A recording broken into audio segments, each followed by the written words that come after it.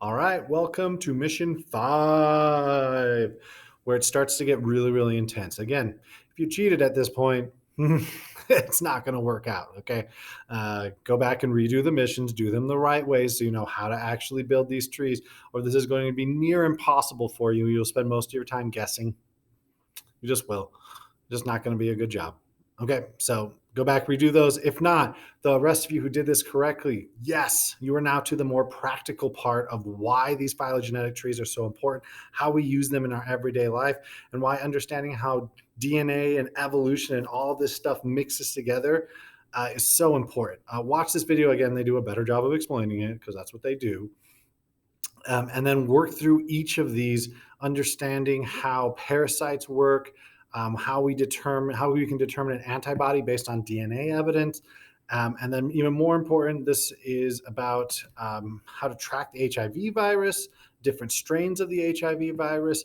If you're again looking for an even more practical element of this, this is exactly what they're doing with the coronavirus. Okay, they are determining how do we sequence this. We already know it's an H1N1 virus, but what's the new mutation that allows this to be transmitted in the way it is? So then what medicines, going back to the previous one, what medicines can we use in order to determine to what's the most effective, what's a great starting point? Because if we don't have to develop all of this from a vaccine, we can start here to get to the end. Great. That's exactly what we want to know. And by breaking down DNA and understanding how these viruses are related to each other in this phylogenetic tree is exactly how we do that.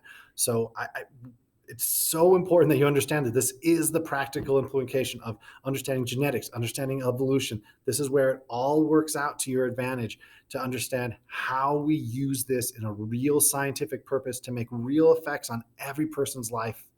Okay. So start working through those. This is the one I just wanted to show you. Notice how complex. And if you haven't noticed this yet, notice that they're skipping numbers. So if you look at this in a little bit more detail, you'll notice that they're skipping these numbers, and you kind of have to make sure that you're paying real close attention to these. That's where I normally get messed up, is I'm just like, oh yeah, that looks like 11 or 14 or whatever. It's the big number at the end, and I mess this up. Also, again, please remember that there's only 4 things it's tracking over here, and there's 5 things over here. So one of them doesn't go.